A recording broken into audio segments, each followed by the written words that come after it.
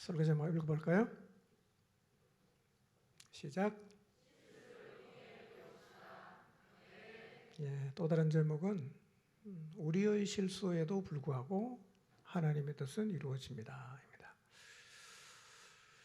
인간은 참 연약합니다. 그래서 실수와 실패를 많이 합니다. 때로는 너무 부끄럽고 남에게 말하기 힘든 창피한 실수도 합니다.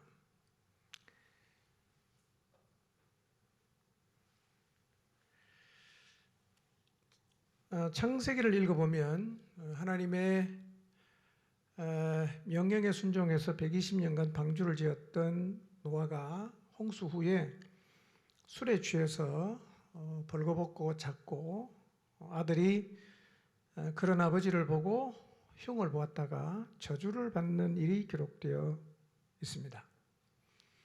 아브라함의 조카 롯은 소돔성이 멸망한 후 딸과 관계를 맺어서 후손을 낳았습니다. 예수님 족보에 올랐던 유다는 아내가 죽은 후 며느리와 관계를 맺어 쌍둥이를 낳는 일을 행했습니다. 이처럼 성경에는 듣기에도 민망한 인간의 실수와 실패가 아주 많이 기록되어 있습니다. 정직한 책이라는 얘기죠. 그래서 성경은 인간의 실수와 실패를 기록한 책이라고 할 수 있습니다. 우리가 그렇게 실수와 실패를 많이 하는 존재라는 말입니다.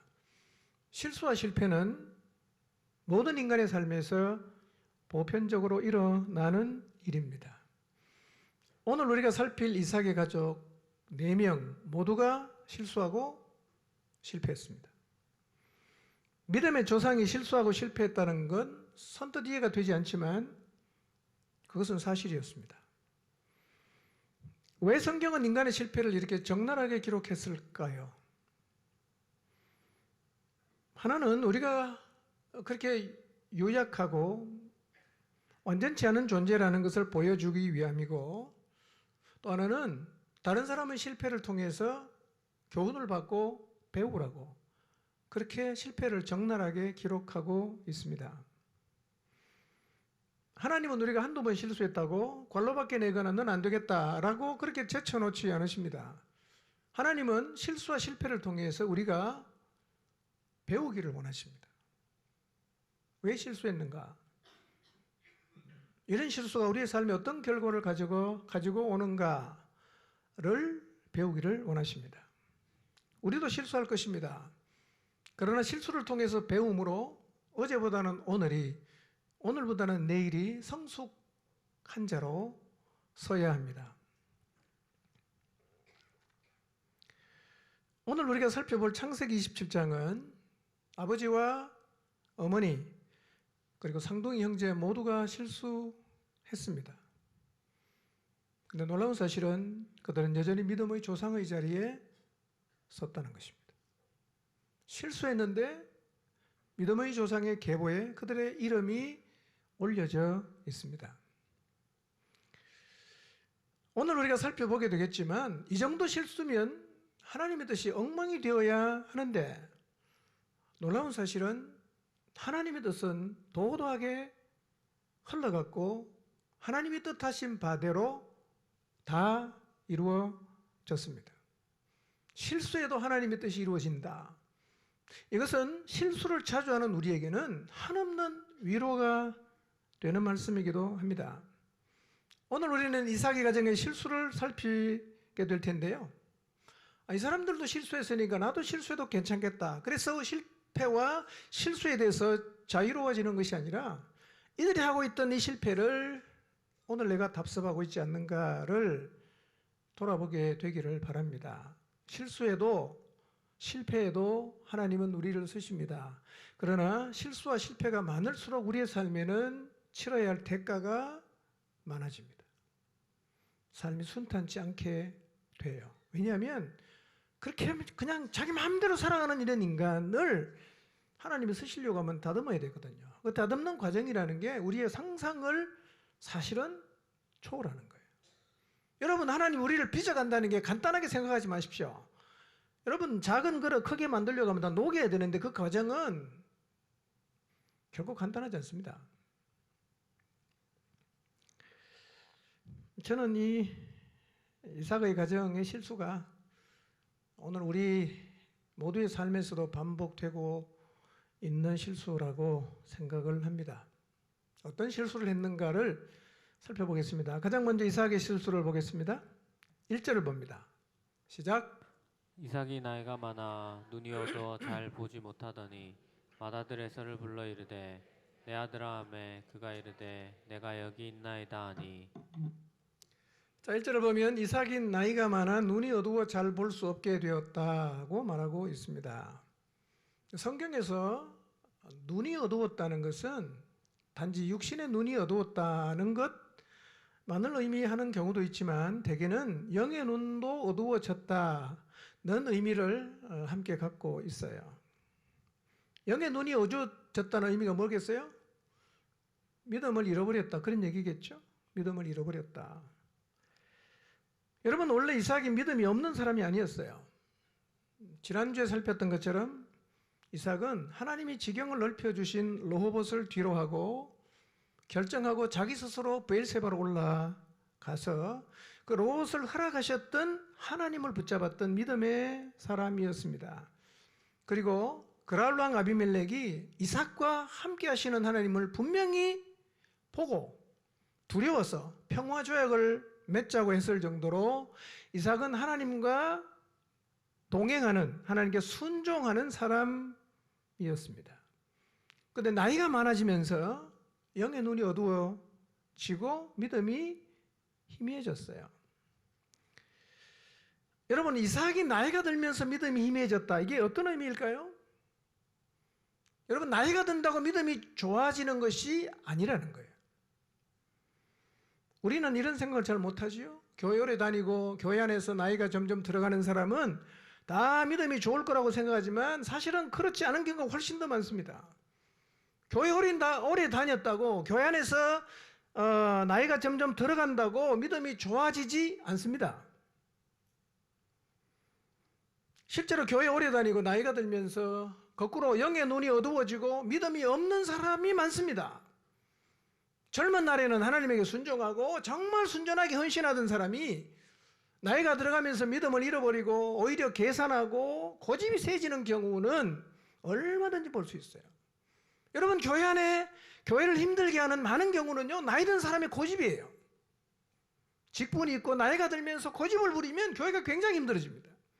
여러분, 나이가 든다고 그냥 믿음이 좋아지지 않는다는 사실을 잊지 마시기를 바랍니다.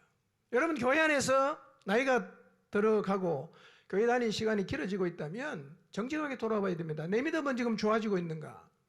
아니면 거꾸로 믿음을 잃어버리고 기독교의 문화에 익숙해지고 점점 내 고집이 세지고 있지는 않는가? 돌아봐야 됩니다. 그럴 가능성이 훨씬 더 많습니다.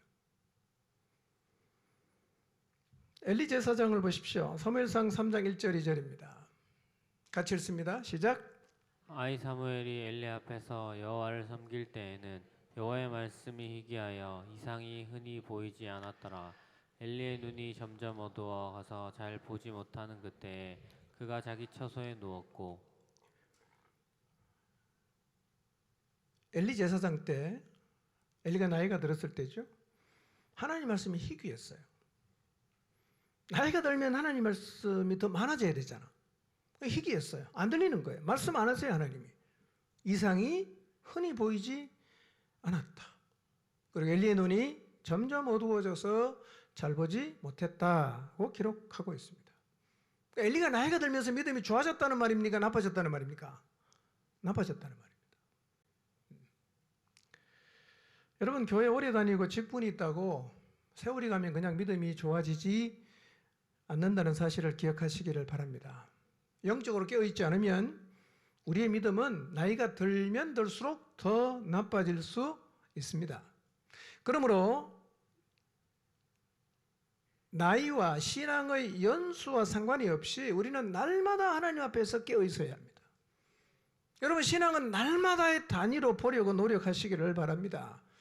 우리는 10년 전에 내가 하나님 앞에 했던 결단, 20년 전에 하나님 앞에 했던 결단을 생각하면서요, 그때 내가 그렇게 믿음의 결단을 했으니까 그 믿음이 지금 나에게 있을 거라고 생각하는데요, 그럴 가능성은 거의 없습니다. 20년 전 얘기하지 마시고 10년 전 얘기하지 마시고 지난달, 지난주, 어제, 오늘 내 모습이 하나님 앞에서 어땠는가를 보는 게 중요해요. 오늘 내가 순종했는가? 오늘 내 안에 하나님을 향한 순전함이 있는가? 오늘 내가 하나님 앞에 헌신하고 있는가? 이걸 봐야 된다는 거예요. 여러분, 나이가 들어도 교회 문화에만 익숙해지고 자아가 강하고 고집이 세지고 그런 사람이 아니라 믿음이 좋고 나이가 들었지만 정말 어린아이 같은 믿음의 순수함을 갖는 그런 믿음의 사람이 되시기를 바랍니다. 전 지난 한 주 이렇게 기도했어요. 하나님, 오늘 잠자리 들기 전까지 하나님 말씀 순종하게 해주십시오. 하나님, 오늘 잠자리 들기 전까지 죄 짓지 않게 해주십시오. 하나님, 오늘 잠자리 들기 전까지 하나님 앞에 바르게 살게 해주십시오. 라고 기도했습니다. 여러분, 하루 단위로 한번 살아보세요.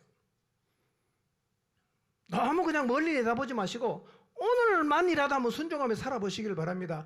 오늘만이라도 하나님 앞에 바르게 한번 살아보십시오. 잠들기 전까지라도 한번 그렇게 살아보십시오. 우리가 그렇게 날마다의 단위로 하나님 앞에 산다면 나이가 든다고 믿음이 나빠지진 않을 것입니다. 여러분, 이삭의 영의 눈이 어두워진 것, 눈이 어두워진 게 영의 눈이 어두워진 것을 의미하는데 어떻게 그렇게 단정할 수 있을까요? 이삭이 진짜 영의 눈이 어두워진 것일까요? 2절부터 4절을 한번 보겠습니다. 시작. 이삭이 이르되 내가 이제 늙어 어느 날 죽을는지 알지 못하니 그런즉 내 기구 곧 화살통과 활을 가지고 들에 가서 나를 위하여 사냥하여 내가 즐기는 별미를 만들어 내게로 가져와서 먹게 하여 내가 죽기 전에 내 마음껏 내게 축복하게 하라. 예. 이삭이 지금 에서를 축복하려고 해요. 이삭이 에서를 축복한다는 말은 이런 의미입니다. 장자권을 주겠다는 말이에요. 이삭은 지금 에서에게 장자권을 주려고 해요. 왜 이삭은 에서에게 장자권을 주려고 할까요?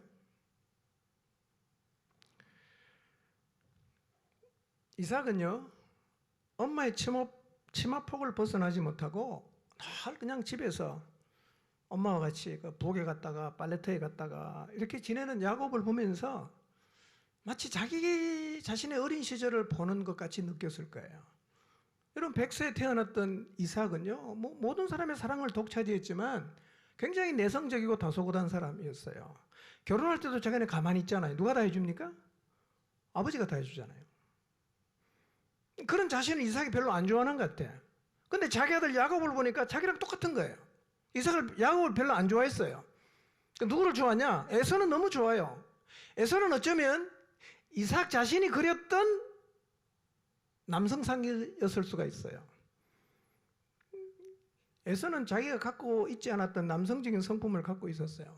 매우 활동적이고 자신감 넘치고 외모도 멋있고 털도 많고 건강하고 말 타고 다니면서 사냥하고 고기 잡아서 아버지한테 맛있는 요리 해주고. 이삭은 이런 에서를 참 좋아했습니다. 그런 일이 이제 반복이 되어가면서 이삭의 마음에 이런 마음이 생기는 거야. 야, 우리 집안 대는 얘가 이어가야 되겠다. 야곱 쟤는 안 되겠다. 에서가 우리 집안의 대를 이어가야겠다. 이런 생각을 어느덧 하기 시작했다는 거예요. 장자권은 누가 가져가야 된다? 에서가 가져가야 된다. 이런 생각을 이삭이 굳혔습니다. 굳힌 거예요.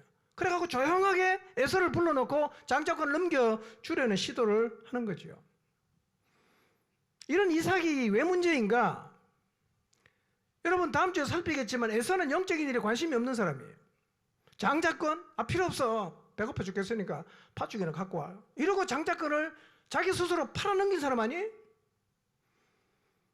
하나님이 뜻에 관심도 없는 에서를 이삭은 장자권을 줘서 언약을 성계시키는 자리에 세우려고 하고 있단 말이에요. 이게 믿음이 있는 겁니까 없는 겁니까? 영의 눈이 먼 거죠. 이거 마치 오늘날로 쉽게 설명하면 뭐가 같으냐면 사람은 참 좋은데 하나님에게 관심이 없고 교회에 관심 없는 사람을 장로로 세우려고 하는 거하고 똑같은 거예요. 여러분 우리 중에 어떤 사람이 하나님에게 관심 없고 영적인 일에 아무런 관심이 없는 사람을 돈 좀 있고 사람 괜찮다고 장로로 세우겠다고 하면 그 사람이 믿음 있는 사람이 없는 사람이에요. 없는 사람이죠. 누가 지금 그러고 있어요? 이삭이 그러고 있단 말이에요. 영의 눈이 먼 거예요. 여러분 원래 장자권은요 이렇게 은밀하게 하는 게 아닙니다. 가족을 다 불러 모아놓고 잔치와 연회를 베풀면서 공개적으로 넘겨주는 게 일반적이에요. 그런데 2절, 3절, 4절을 보니까 이삭이 어떻게 합니까? 리브가도 빼지요? 야곱도 빼지요? 두 사람이 짝짝꿍 맞아갖고 둘이서 은밀하게 넘겨주려고 하고 있는 거예요. 왜 그랬을까요? 왜 떳떳하게 가족 다 불러놓고 잔치하면서 물려주지 않고 그렇게 조용하게 장자권을 물려주려고 했을까요? 이삭은요 그 집안의 장자권이 야곱에게로 가야 된다는 것을 알고 있어요. 어떻게 알았어요? 하나님이 가르쳐 줬거든요. 하나님이. 근데 이삭의 마음에 이런 마음이 있죠. 이거는 아닌 것 같다. 우리 집안의 대는 야곱 죄보다는 에서 얘가 낫다. 이걸 고집하는 거예요. 그래서 하나님의 뜻이 아닌 줄 알아요. 근데 고집스럽게 자기 뜻대로 물려주려고 하는 거예요. 그렇게 하려고 하니까 어떻게 됩니까? 조용하게 해야 돼요. 조용하게. 자, 창세기 25장 22절 23절 보겠습니다. 자, 장자권을 누구에게 있다고 하나님 말씀하셨는가? 읽어봅니다. 시작. 그 아들들이 그의 태석에서 서로 싸우는지라. 그가 이르되 이럴 경우에는 내가 어찌할꼬 하고 가서 여호와께 묻자온대 여호와께서 그에게 이르시되 두 국민이 내 태중에 있구나. 두 민족이 내 복중에서부터 나누이리라. 이 족속이 저 족속보다 강하겠고 큰 자가 어린 자를 섬기리라 하셨더라. 이삭과 리브가가 결혼한 지 20년 만에 기도 응답으로 상둥이를 임신했어요. 근데 이 상둥이가 엄마 뱃속에서 너무 심하게 싸우니까 리브가가 괴로워서 하나님에게 물어봤습니다. 하나님 어떻게 해야 됩니까?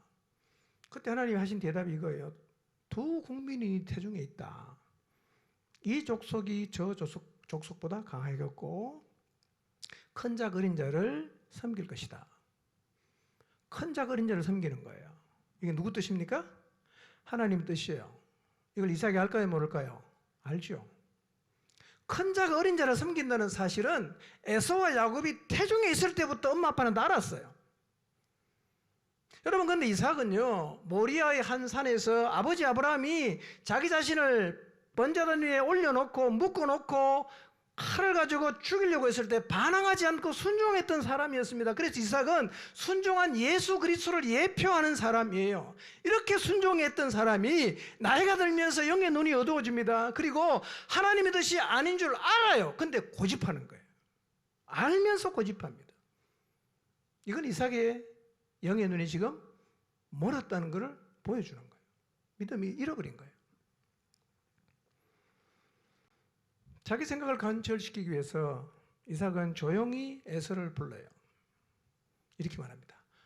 내가 언제 늙어 죽을지 모르니 그런즉 너는 내 기구를 들고 가서 사냥하라. 이렇게 말하거든요. 이 3절에 그런즉이라는 말 웨아타는요 지금을 뜻하는 말입니다. 그러니까 이런 의미입니다. 지금 당장 너 지금 당장 화살통과 활을 가지고 들에 나가서 사냥해다가 내가 좋아하는 별미를 만들어 와라. 내가 그걸 먹고 죽기 전에 너를 마음껏 축복하겠다 라고 얘기합니다. 자, 이 말 속에서 뭘 보느냐면 이삭의 조급함을 보는 거예요. 내가 죽기 전에 빨리 너한테 복 넘겨주고 죽을 거야. 이렇게 얘기를 했다는 거예요. 이때 이삭의 나이가 몇 살쯤 됐을까요? 이삭의 나이가? 이때 이삭의 나이는 성경에 안 나와 있어요. 그런데 이삭의 나이를 알 수 있는 방법은 역추적하면 돼요. 이삭이 애굽에 올라갔을 때 나이가 야곱이 애굽에 올라갔을 때 나이가 몇 살이냐면 130세예요. 그걸로 잘 계산해 보세요. 130세입니다. 그때 요셉 베네게 몇 살이죠? 30세 총리가 되고 7년 풍년 지나고 지금 중년이 왔으니까 37은 넘었어요. 그렇죠? 37에서 39 정도 됐을 거예요. 그 다음에 야곱이 바단나라면서 몇 년 살았죠? 20년 살았어요. 이렇게 쭉 역산해 보면 지금 대충 이삭의 나이는 한 130살 정도로 볼 수 있어요. 130살. 자, 130세 이삭이 정말 죽을 때가 다 됐을까? 이삭이 죽은 나이는 성경에 나와 있어요. 창세기 35장 28절입니다. 읽습니다. 시작. 이삭의 나이가 180세라. 몇 살에 죽었어요? 180세. 그러면 지금 내가 곧 죽는다고 말한 때가 몇 살이었어요? 130살. 그 말하고 몇 년 더 살았어요? 50년 더 살았어. 앞으로 50년 더 살 건데 왜 이삭의 마음이 이렇게 조급하죠? 왜 이렇게 서두르죠? 그 지금 이삭은요, 빨리 자기 뜻대로, 하나님 뜻은 아닌 거 분명히 자기도 알아요. 근데 자기 뜻대로 우리 집안에 되는 얘가 물려받는 게 맞아 라고 생각해서 에서에게 지금 물려주려고 막 서두르는 거죠. 뭐 때문에 서두른다고요? 조급함 때문이에요. 조급함. 장자권은 야곱에게 가는 것이 맞다. 그게 하나님 뜻이다. 이삭 알아요. 근데 자기는 누구한테 넘겨주고 싶어요? 에사한테 넘겨주고 싶어요. 그러려면 적어도 자기가 살아있을 때 이거를 마무리하고 가야 돼. 뭐 언제 죽을지 모르니까 살아있을 때 마무리해야 돼. 그러니까 마음이 자꾸 뭐가 생기죠? 조급해지는 거예요. 여러분, 우리가요, 하나님의 뜻을 거스를 때 우리 마음이 조급해져요. 하나님의 뜻 안에서 살아가는 사람은 늘 평안과 여유가 있습니다. 근데 하나님의 뜻에 반하는 길을 가면 내가 그 일을 해야 되기 때문에, 하나님이 해주는 게 아니라 내가 해야 되기 때문에 내 마음속에 자꾸 조바심이 생긴단 말이에요. 여러분, 혹시 여러분의 삶 가운데서 이건 내가 해야 되는데 여러분이 어떤 일에 대해서 자꾸만 조바심을 내는 부분은 없습니까? 조바심을 내고 조급하게 서두르는 일들은 대개 실수와 실패의 길로 우리를 이끌어 가요. 여러분, 우리가 하나님의 뜻 안에 있으면요, 조급해할 이유가 없습니다. 그분이 다 하실 거니까요. 조바심을 낼 필요가 없다는 거예요. 근데 우리가 자꾸 조바심을 갖는 것, 여러분의 삶에서 어떤 일에 자꾸 조바심이 생긴다는 것은 지금 내가 하나님의 뜻에 반하는 뭔가를 하려고 하기 때문에 우리의 마음속에 조바심이 생기는 거죠. 왜냐하면 하나님의 뜻에 반하는 일은 누가 해야 됩니까? 내가 해야 되거든요. 하나님 뜻은 누가 합니까? 하나님이 하잖아. 그러니까 주님의 뜻에 자기 인생을 내어 맡긴 사람은 여유롭고 평안하고 느긋할 수 있어요. 근데 하나님의 뜻과 상관없이 뭔가 내가 해야 되겠다는 생각을 하는 순간부터는 자꾸 내 마음이 조급해집니다. 여유가 없단 말이에요. 여러분, 성도는 인생을 조급하게 바라볼 이유가 없어요. 우리 각자 인생이 있어요. 자, 내 인생은 누구 겁니까? 내 인생은 누구 거죠? 생각해 보세요. 여러분 인생 누구 겁니까? 우리 내 인생은 내 거라고 생각하잖아. 그건 내가 해야 된다고 생각하는 거죠. 근데 내 인생은 누구 거냐면 하나님 거예요. 누가 주인이죠? 하나님이 주인이죠. 어차피 내 인생은 내가 책임 못 져요. 어차피 내가 책임 못 질 인생, 내가 책임지겠다고 조바심을 낼 필요가 없어요. 우리는 다만 하나님을 믿고 하나님의 뜻에 순종하면 되는 거죠. 그런 자세를 가지면 여유가 생깁니다. 평안이 있어요. 기억하십시오. 하나님의 뜻이 아니면 조바심을 내도 안 이루어집니다. 하나님의 뜻이면 조바심을 내지 않아도 이루어지는 거예요. 어차피 우리 인생은 하나님의 것입니다. 그리고 우리 인생은 하나님의 손에 달려 있습니다. 인생 무리하게 살려고 하지 마시기 바랍니다. 조바심도 내지 마시길 바랍니다. 그냥 하루하루를 하나님 말씀 붙잡고 순종하며 살아가시기를 바랍니다. 다윗 보십시오. 소년 때 사무엘이 기름 부어서 이스라엘의 왕이 될 거라고 했어요. 됐나요? 안 됐나요? 됐잖아요. 사울이 그렇게 죽이려고 따라다녔지만 결국은 다윗이 왕이 되지 않았습니까?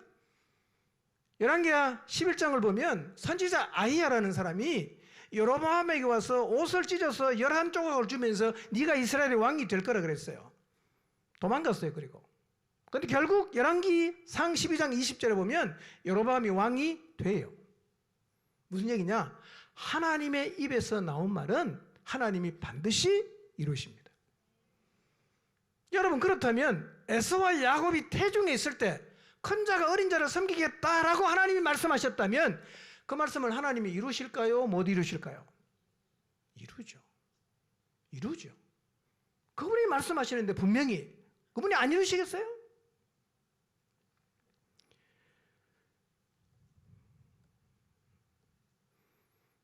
여러분, 하나님의 뜻을 거역하는 길은 안 이루어집니다. 자꾸 조바심 내면서 여러분의 뜻을 관철시키려고 하지 마시고요.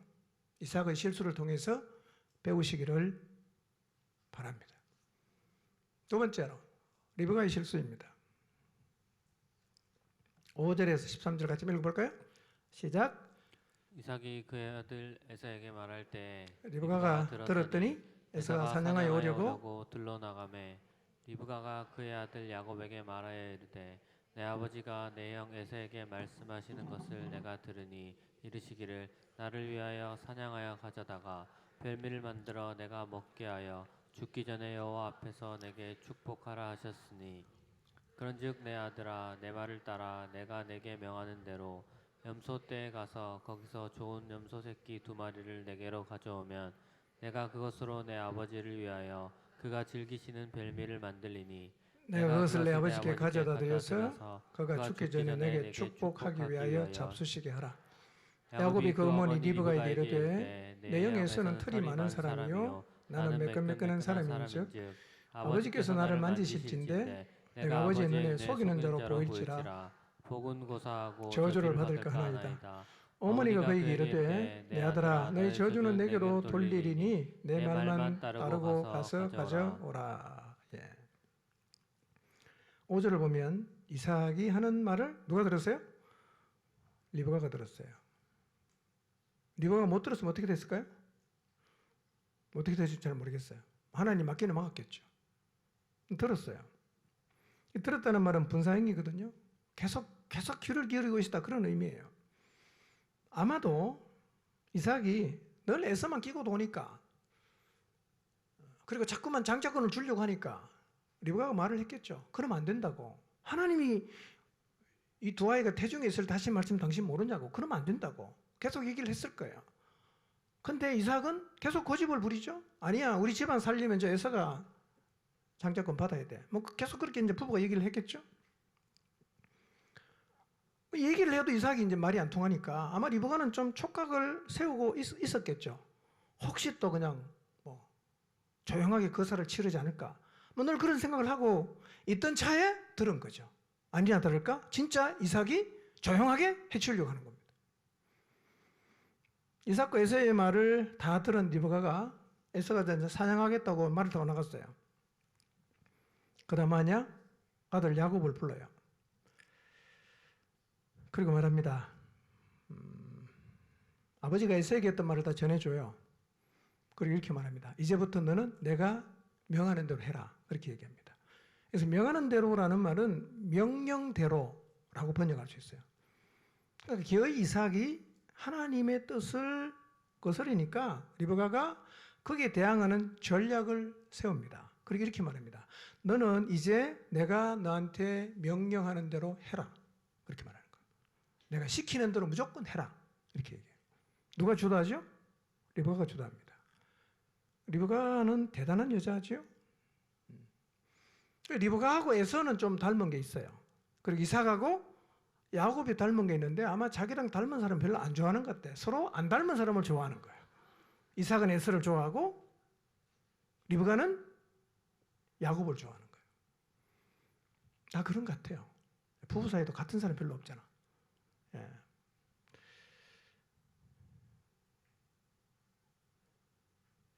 여러분, 리브가가 성경에 많이 소개되지는 않는데요. 결혼할 당시의 얘기가 소개되고 있죠. 결혼할 당시. 물 떠주는 것도요. 보통 여자 같으면 물 달라고 하면 그 사람한테만 물 주지 그 내려가고 낙타에 물 다 주겠다고 막 질문 나르는 좀 여장부 아닙니까 스타일이? 보통 여자는 그냥 한 그릇 대접 떠다가 그냥 드십시오 하고 주고 끝내지 그렇게 우물에 몇 번 왔다 갔다 하면서 낙타에게 물 안 먹이거든요. 그리고 엘리에셀이 이제 하나님 뜻을 다 전했으니까 난 내일 아침에 가겠다고 얘기를 했잖아요. 그때 이제 보드웰과 라반이 뭐라고 말합니까? 아무래도 그렇지 한 열흘이라도 있다가 가라. 너무 섭섭하다. 석별의 정을 좀 나누고 갔으면 좋겠다. 가겠다는 거예요. 엘리에셀이. 그러니까 어떻게 합니까? 본인에게 물어보자. 본인에게 물어봤어요. 리브가가 뭐래요? 가겠다는 거예요. 보통 일이 아닙니다. 여러분, 리브가가 이삭의 얼굴을 봤나요? 뭐 정보가 있나요? 아무것도 몰라. 엘리에셀이 한 말이 다야. 그 말을 믿고 나가겠다는 것은요, 이 여자가 보통 여자가 아니라는 거죠. 굉장히 여장부 스타일이에요. 리브가는요, 이 장자권이 누구에게 가야 되는지를 알고 있어요. 그리고 이 장자권은 반드시 야곱에게 가는 것이 하나님의 뜻이라는 걸 알고 있습니다. 그러니까 그 뜻을 이루려는 것은 잘하는 일입니다. 왜 하나님의 뜻을 이루려고 하는 것이니까요. 문제는 뭐냐? 하나님의 뜻을 이루는 것은 잘하는 일이지만 뭐가 문제입니까? 방법은 옳지 않다는 거죠. 방법은 옳지 않다. 여러분, 목표가 좋다고 수단이 틀려도 되는 건 아닙니다. 목표도 좋아야 되지만 방법도 옳아야 됩니다. 여러분, 야곱처럼 하나님의 복을 구하고 갈망하는 것은 참 필요한 거예요. 이건 절대로 잘못된 거 아닙니다. 여러분, 갈망과 실수를 구분하셔야 됩니다. 야곱은요, 하나님으로부터 주어지는 장자권, 하나님의 복에 대한 갈망이 있습니다. 그래서 형한테 그걸 어떻게 하든지 간에 뺏어오려고 하잖아. 장자권 팥죽 주고 팔았잖아. 가져왔잖아요. 여러분, 오늘날에도 우리는 야곱처럼 하나님의 은혜, 하나님의 복, 이것을 갈망하는 게 필요해요. 여러분, 여러분의 마음속에 영적인 가치에 대한 갈망이 있습니까? 나 그런 데 관심 없어요. 나 배고파 죽겠어. 팥죽이나 내놔. 이게 에서 같은 모습이거든요. 성경은 이게 망령되다고 말합니다. 영적인 갈망 있어야 됩니다. 하나님을 향한 갈망 있어야 됩니다. 그런 사람을 통해서 하나님께서 그분의 뜻을 이루어 가시죠. 자, 리브가는 아들에게 이제 구체적으로 말합니다. 염소 떼에 가서 좋은 염소 새끼 2마리 가져와라. 내가 별미를 만들어 줄 테니까 아버지 갖다 드려서 그가 죽기 전에 너에게 축복하기 위하여 잡수시게 하라. 새끼 염소 가지고 오라고 했죠. 그 이유는 이거예요. 새끼 염소는 야생동물하고 고기 맛이 거의 같답니다. 새끼 염소는. 밖에서 잡아온 걸로 해야 되니까 야생동물하고 맛이 같아야 되잖아. 새끼 염소. 2마리를 가져오라고 했는가? 가장 맛있는 부위만 골랐어. 요리해 주려고. 여러분, 소고기도 부위마다 맛이 다르는 거 아십니까? 모르셨나요? 예, 부위마다 맛이 다르고 가격도 다 달라요. 다 다릅니다. 예. 자, 근데 요리를 해왔는데 야곱이 이제 걱정이 되죠. 왜냐하면 형하고 자기랑 너무 다르거든요. 뭐가 다를까요? 목소리 다르겠죠. 그 다음에 결정적인 차이는 형은 털이 많은데 자기는 털이 없다는 거예요. 그러면 금방 만져보면 알잖아요. 그러니까 야곱이 두렵죠. 만약에 아버지가 내가 에서가 아니라 야곱인 걸 알면 복을 주는 게 아니라 오히려 나를 저주할 텐데 나 겁난다고 못하겠다고. 그때 대장부 리브가가 뭐라고 말합니까? 자식, 저주는 내가 받을 땐 걱정하지 마. 가! 이러는 거예요. 저주는 내가 다 해결하겠니? 걱정하지 마라. 그냥 니 들어가라고. 이렇게 시켰단 말이에요. 자, 이런 질문을 할 수 있어요. 여러분, 이삭이 은밀하게 에서에게 장자권을 넘겨주려는 상황에서 이삭을 속이려는 이 리브가의 선택은 어쩔 수 없는 게 아닌가? 어떻습니까? 지금 다 그냥 전략을 짜놓고 이미 사냥하러 가서 고기 잡아오면 바로 이제 장자권이 큰아들에게 넘어가는 상황인데 이 상황에서 리브가가 속이지 않으면 이 장자권을 야곱에게 넘겨주는 게 가능할까? 라는 질문입니다. 그러면 이 리브가의 행동을 우리가 어떻게 할 수 있어요? 충분히 당연시 할 수 있죠. 근데 정답은 이거예요. 답은 이겁니다.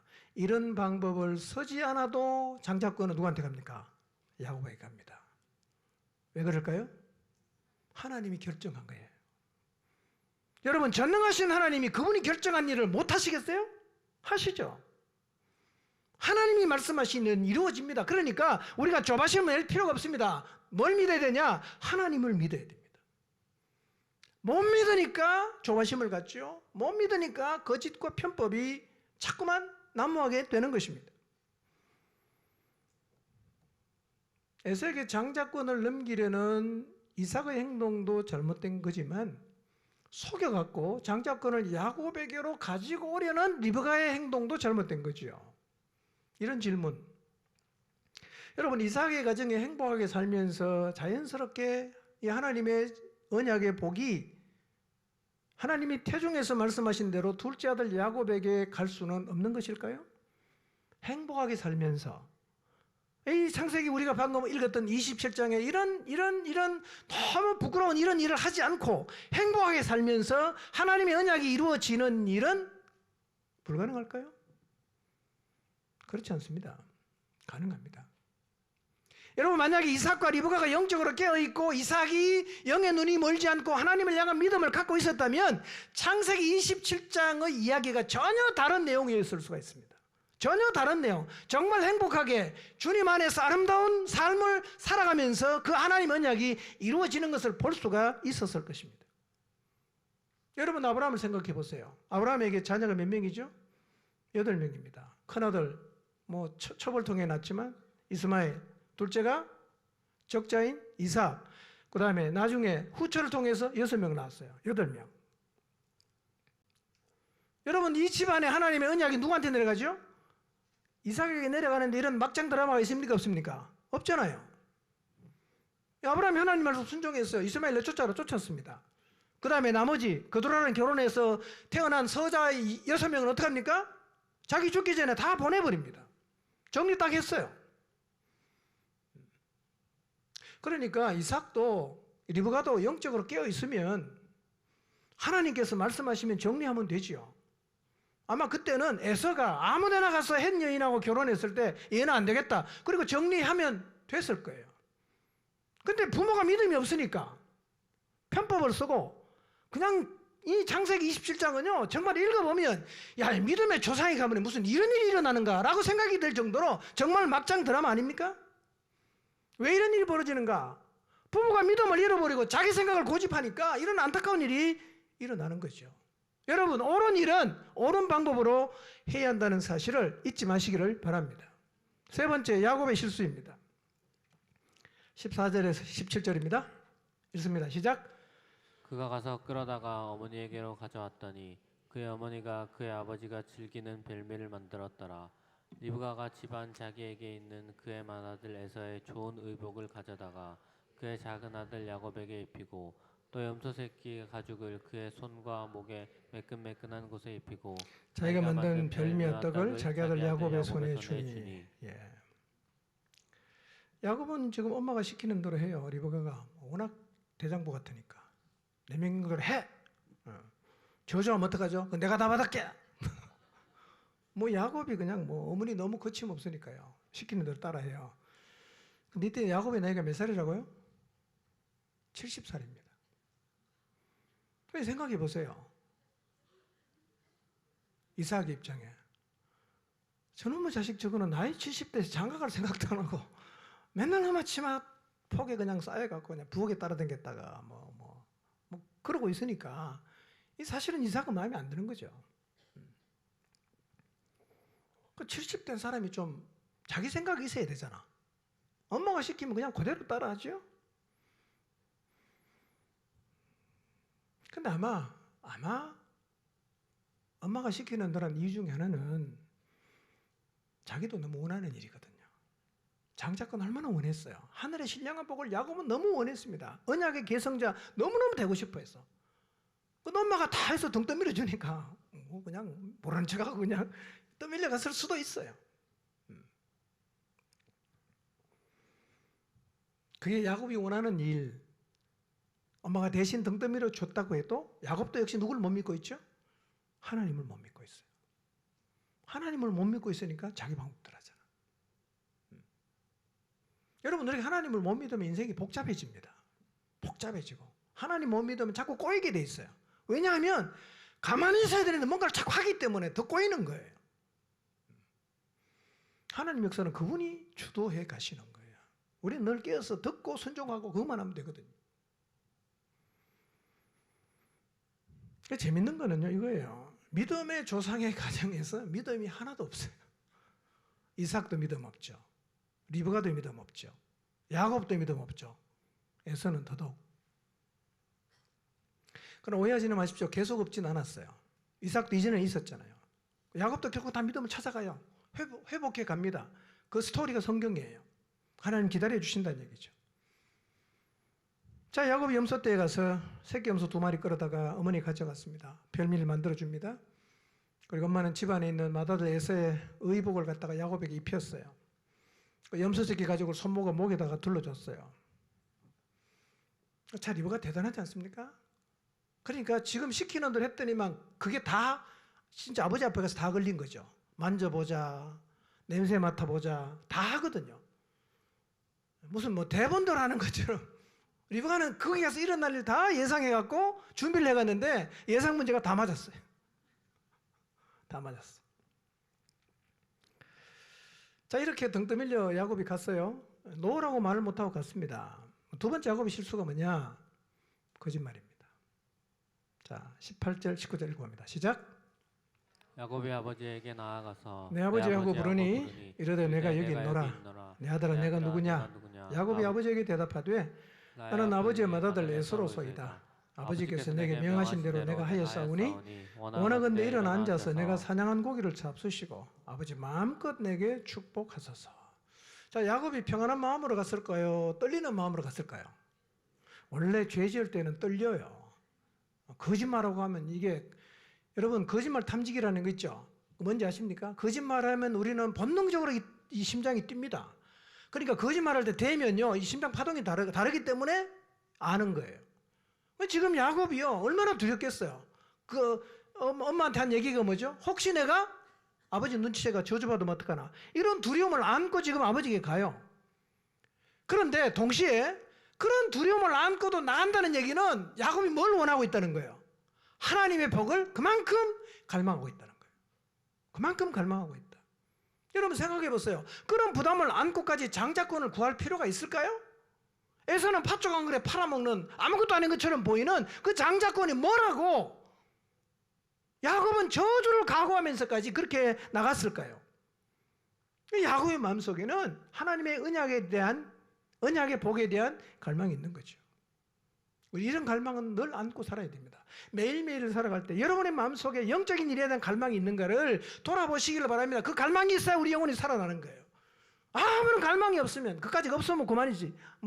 그렇게 에서처럼 장자권을 쉽게 팥죽 한 그릇에 내던져 버릴 수 있는 영적인 가치를 그렇게 하찮게 여긴다면 여러분의 신앙은 죽어 있다고 봐야 돼요. 자, 그렇게 콩닥거리는 마음으로 갔어요. 가서 뭐라고 부릅니까? 내 아버지요 하고 불렀어요. 아버지가 말합니다. 내가 여기 있노라. 내 아들아 내가 누구냐? 야곱이 뭐라고 대답하지요? 나는 아버지의 맏아들 에서입니다.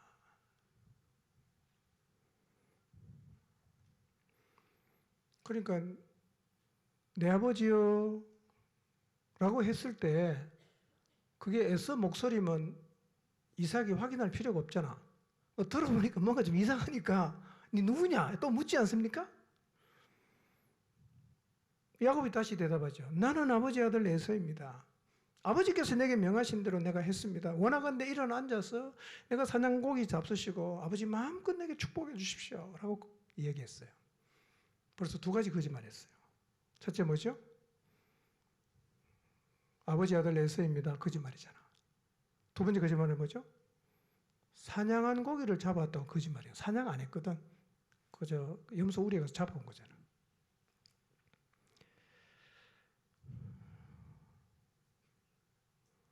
네 누구냐? 아버지 아들 에서입니다. 야곱은 어디 갔어요? 야곱은 어디 갔어요?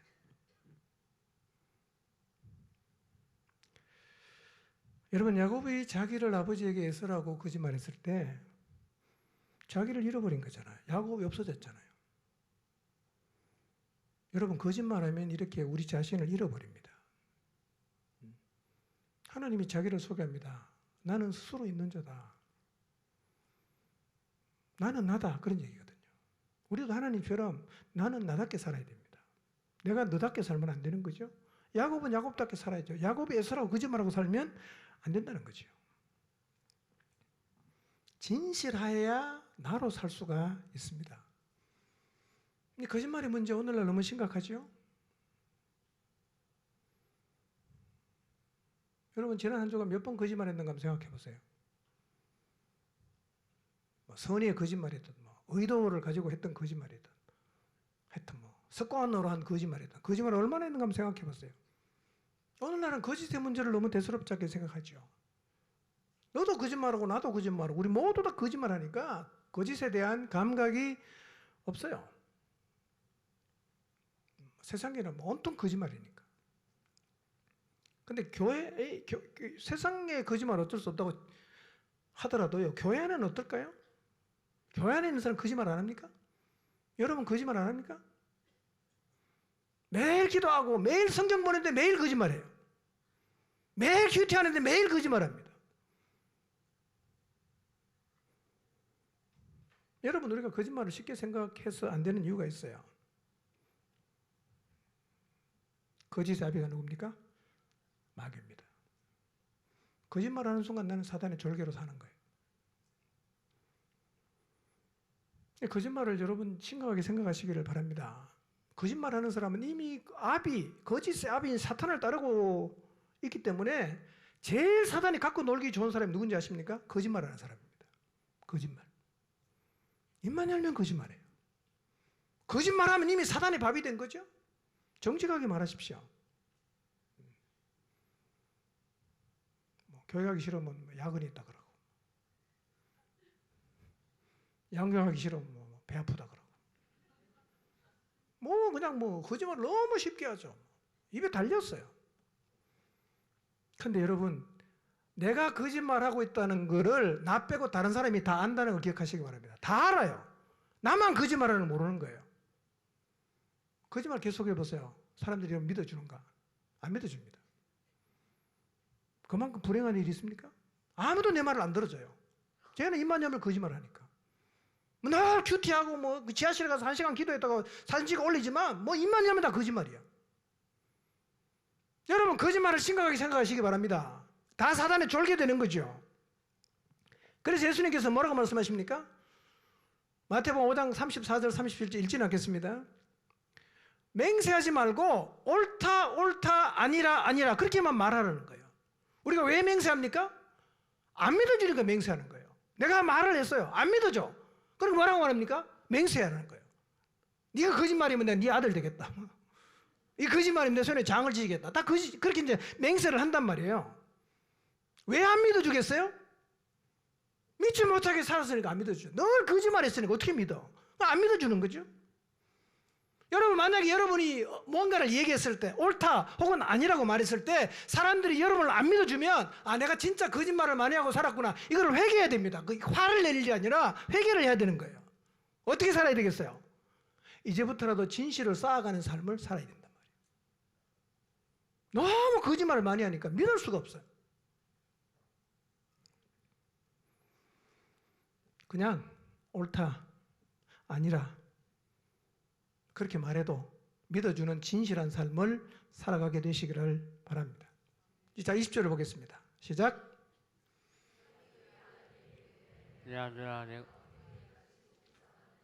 그가 이르되 아버지 하나님께 나로 순조롭게 만나게 하셨음이니이다. 네, 거짓이 계속 쌓이고 있죠. 하나의 거짓말을 커버하려고 하면 수십 번 거짓말해야 되고, 그 수십 번 거짓말을 커버하려면 얼마나 거짓말해야 되겠어요? 어느 순간 다 들통납니다. 거짓말인 거. 내 아들아, 내가 어떻게 이같이 속히 잡았냐? 야곱의 대답이 기가 찹니다. 뭐라고 대답합니까? 아버지의 하나님 여호와께서 나를 순조롭게 만나게 하셨습니다. 누구 이름 걸고 거짓말합니까? 하나님 이름 걸고 거짓말하는 겁니다. 성경에 손을 얹고 자기의 거짓말을 보증받으려고 하잖아요. 성경에 손을 얹고, 성경에 손을 얹고 이게 진실이라고 말하면서 거짓말하는 거예요. 우리 세대가 그렇습니다. 여러분, 근데 이상만 거짓말합니까? 우리는 거짓말 안 합니까? 오늘날 교회는 얼마나 거짓말 많이 하는지 몰라요. 내가 원하는 걸 얻어내기 위해서 하나님의 뜻이라고 거짓말해요. 내가 하기 싫은 거, 내가 하기 싫으니까 내 기도했는데 하나님 하지 말라고 하더라. 다 거짓말이잖아, 그게. 다 하나님 이름 덜먹거리고 하나님 이름 빙자해갖고 자기 원하는 대로 하고 싶은 거짓말을 야곱만 한 게 아니라 우리도 하고 있다는 거예요. 여러분, 거짓말은 한 번 하면 계속해야 됩니다. 그리고 거짓말을 하면 우리는 사단의 밥이 되어 사는 거고, 이런 삶에는 미래가 없단 말이에요. 그래도 하나님은 하나님의 뜻을 이룹니다. 그러나 그렇게 계속해서 거짓말하는 사람에겐 고통이 따라요. 야곱이 어떻게 살은 거 보세요. 얼마나 많이 속습니까? 엄청 많이 속아요.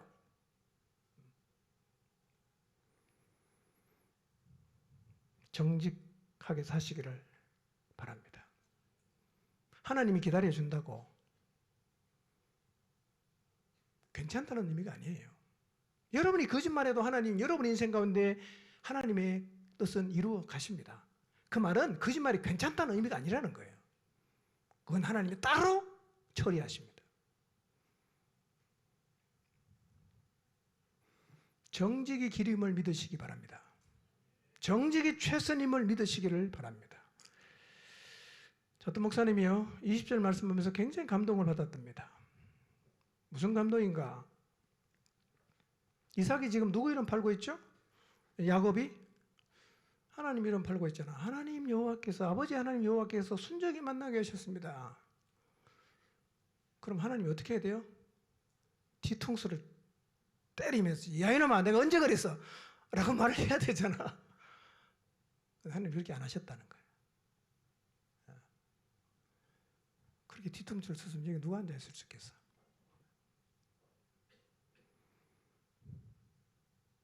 우리도 별 생각 없이 하나님 이름 팔아갔고요. 거짓말 참 많이 하잖아.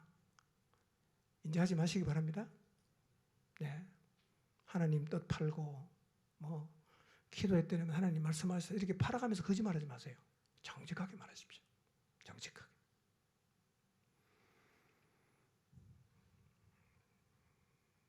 (21절) (22절) (23절) 읽지는 않겠습니다. 근데 아무래도 미심쩍은지 이삭이 야곱을 만지려고 합니다. 만져보자. 네 말은 아무리 봐도 너 야곱 같은데 만져보자. 야곱이 이제 가까이 가니까 얼마나 가슴이 또 뛰었겠어. 야 큰일 났다 이거. 염소털 발랐는데 염소털하고 사람 털하고 좀 다르지 않겠어요? 근데 염소털이 사람 털하고 좀 비슷하답니다. 제일 비슷하대요.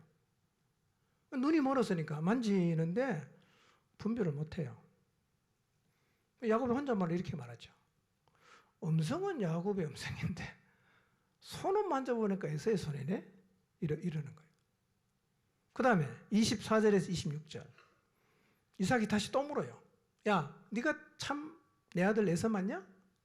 예 그렇습니다. 이삭이 사냥한 고기를 가져오라고 합니다. 그리고 먹습니다. 포도주를 먹어요. 축복하기 직전에 그래도 뭔가 이게 한 번 더 확인하고 싶어. 뭐라고 말합니까? 입 맞추자 이거예요. 냄새 맡아보자는 거예요. 너 진짜 에서 맞는지 냄새 맡아보자. 여러분 사람에게 몸에 냄새가 있는 거 아시죠? 채취가 있잖아요. 그걸 리브가 이미 알고 있어요. 뭐 입혀놨어요? 에소옷을 입혀놨으니까 맡으면 누구 냄새 나겠어요? 에서 냄새 나지요. 진짜 막장 드라마입니다. 예, 믿음의 조상의 가정에서 일어나는 일치고는 진짜 너무너무 부끄러운 일이에요. 근데 사실은 이런 얘기가 우리 가정에서 안 일어납니까? 우리 얘기 아닙니까? 우리들은 실수하잖아요. 왜? 믿음을 잃어버리니까 실수하는 거예요. 속이고 그냥 내 방법대로 하고 고집 부리고 이 창세기 27장에 나와 있는 이삭의 가족들에게서 나타나는 실패가 사실은 그들만의 실패가 아니라 오늘 우리도 답습하고 있는 우리 이야기일 수가 있다는 거예요. 이 말씀을 통해서 우리를 봐야 합니다. 자, 27절에서 29절. 자, 근데 놀라운 거는요. 결국은 이삭은 누구를 축복합니까? 야곱을 축복해요. 물론 에서의 이름으로 축복하긴 하지만 뭐 다음 주에 보면 이삭이 자기가 에서를 축복했잖아요. 근데 실제로 앞에 누가 앉아 있었죠? 야곱이 앉아 있었잖아. 근데 야곱이 에서가 그걸 인정합니다. 내가 빌 복은 다 빌었다. 에서를 축복 안 해줍니다.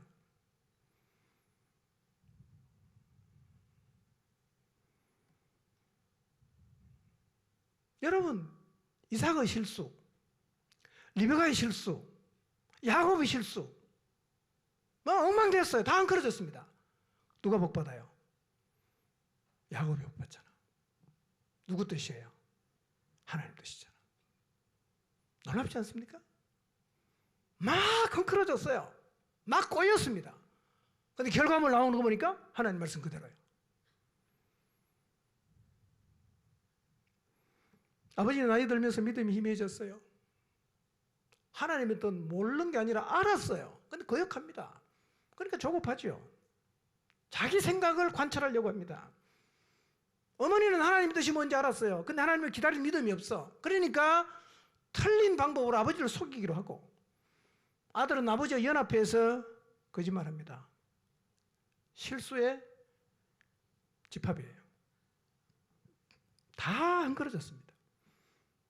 근데 너무 놀라운 사실은 상둥이가 태중에 있을 때 하나님이 하신 말씀이 그대로 이루어졌어요. 이게 하나님이에요. 누가 장자권 수여받습니까? 야곱이 받습니다. 야곱이. 여러분, 우리가 때로는 믿음을 잃고 실수할 수 있어요. 실패할 수도 있습니다. 너무 부끄러운 행동을 할 수 있습니다. 삶이 완전히 엉망이 되고 가족 관계가 엉망이 될 수도 있습니다. 그런데 그럼에도 불구하고 하나님은 그분의 뜻을 이루어 가십니다.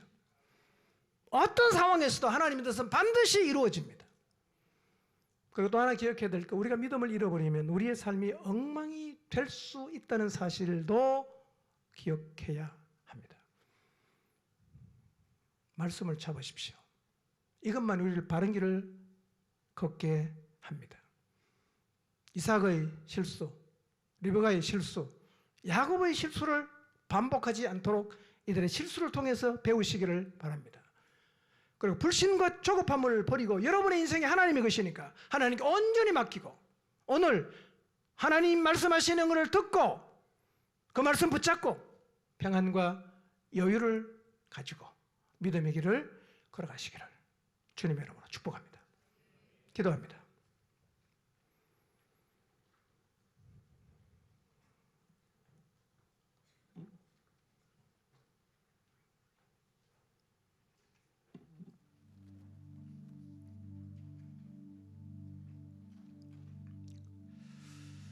말씀 앞에서 우리를 돌아보며 기도합시다.